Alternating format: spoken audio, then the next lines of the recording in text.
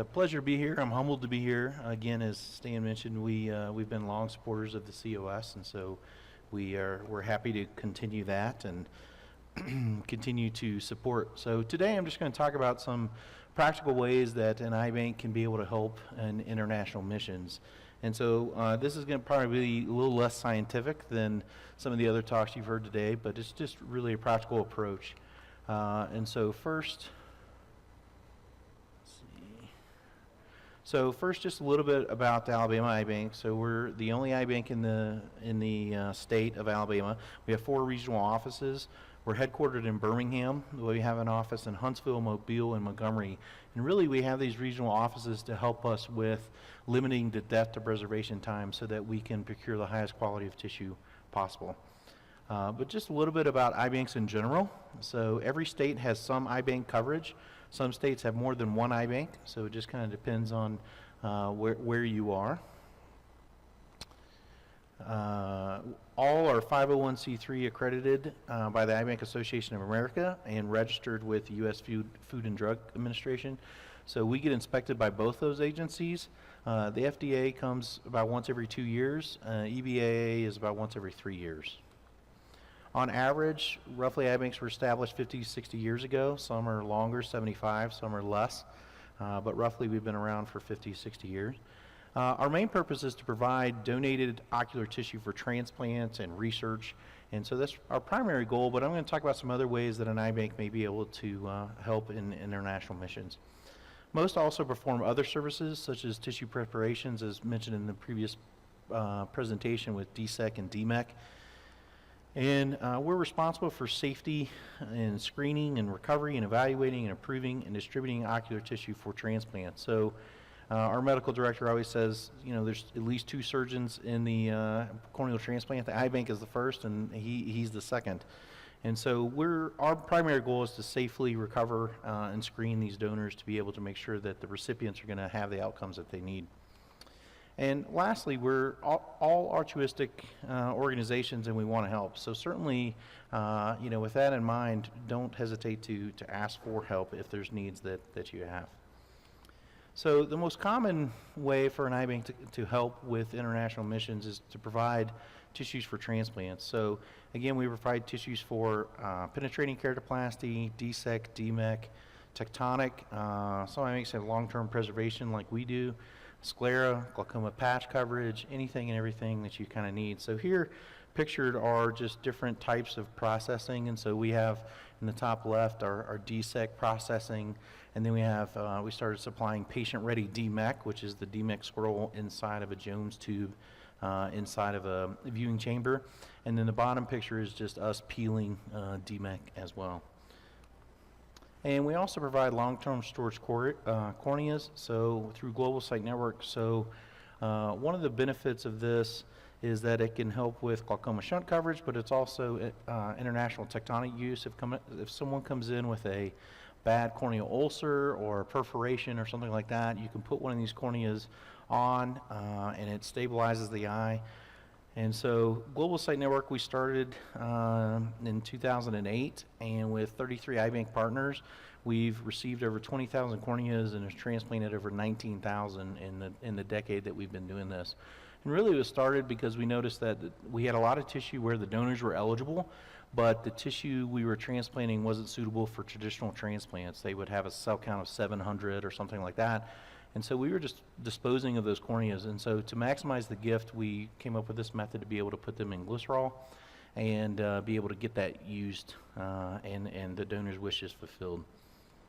And so one of the benefits is that it can be stored at room temperature for up to 5 years. So especially from an international standpoint, you know, this is helpful, and so that you don't have to have corneas stored in Optisol. Typically is what most eye banks use, is still 2 to 8 degrees, and it's, you know, up to 14 days. But this allows you to have at least tissue on hand for some emergencies that may be able to, you know, you may be able to use and not have those temperature and timing restraints.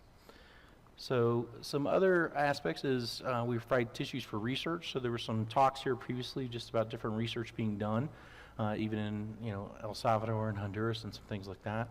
And so eye banks typically recover corneal tissue or whole globes And, again, we can provide any kind of research tissue that may be needed, or other things that you may need. So we've sent to 53 countries, and actually it's now 56. And I put this slide up here not to kind of, brag about how many countries we've sent to, but more is if you're dealing with larger eye banks, they have logistics in place and systems in place to be able to ship tissue to almost any country that you can think of. So certainly kind of communicate with them on that. So another way that an eye bank may be able to help is to be able to provide some additional supplies. So an eye bank might be willing to send some unused additional supplies that are close to expiring or as a result of change of preference. And so example of this may be gloves. We bought a lot of sterile gloves, and then all of a sudden our technicians didn't like them very much. And so we had to switch gloves, and they were still sterile, but we ended up just sending them on to actually the mission field. Eye banks may also be willing to talk to their own suppliers to see if they can help. Instruments, sterile scrub, gloves, as I mentioned, betadine, surgical drapes, whatever. And these are just two of the companies that we use that have helped us. And so not only have we provided supplies, but we've also contacted them and said, hey, do you have any supplies that are, you got too much of or are not needing? And they have sent things directly as well. So you can also talk to your eye bank about providing some additional supplies if you need those. Providing equipment. So eye banks may upgrade equipment and be willing to donate some that you may need or find helpful. And so some of this may be like a specular microscope or an extra slit lamp or something like that.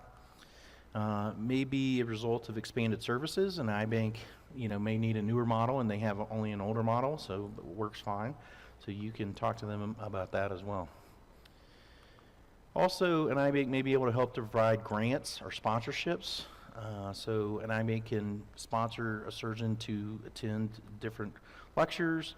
Some eye banks have their own granting program that you may be able to apply for travel, additional training like wet labs, which is going on now and as mentioned previously, projects or other needs. And so again, we've sponsored some surgeons in all of these areas in a variety of ways.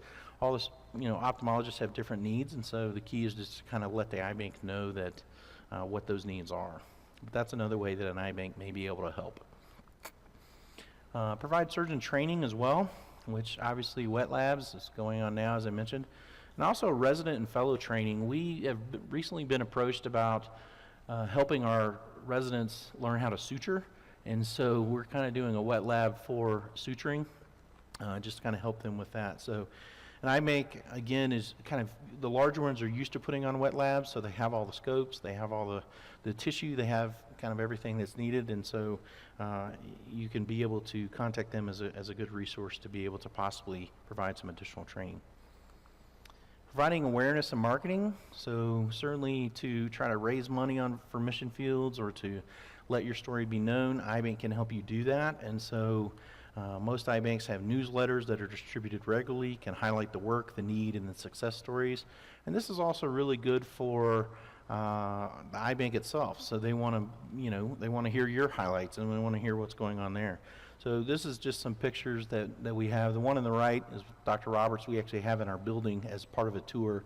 And so just highlights kind of his work. And so we've had people that have expressed other interest, and we kind of put them in contact with Dr. Roberts or whatever the case is. And so again, they can help you kind of market the awareness and marketing of your trips and of your work the great work that you do. So it is a partnership. Really, eye banks are here to help, and they kind of want to help. I think the most obvious way is people think of just tissue only, but hopefully there's a lot of other ways that you see here that eye bank may be able to do. So the verse for the week is, look to the mountains, and where does my help come from? Obviously it comes from God, but maybe God will use an eye bank as well. So just simply ask and just talk to your local eye bank and see what your needs are, as well as just how they can maybe be able to help and go from there. So thank you. That is my contact information.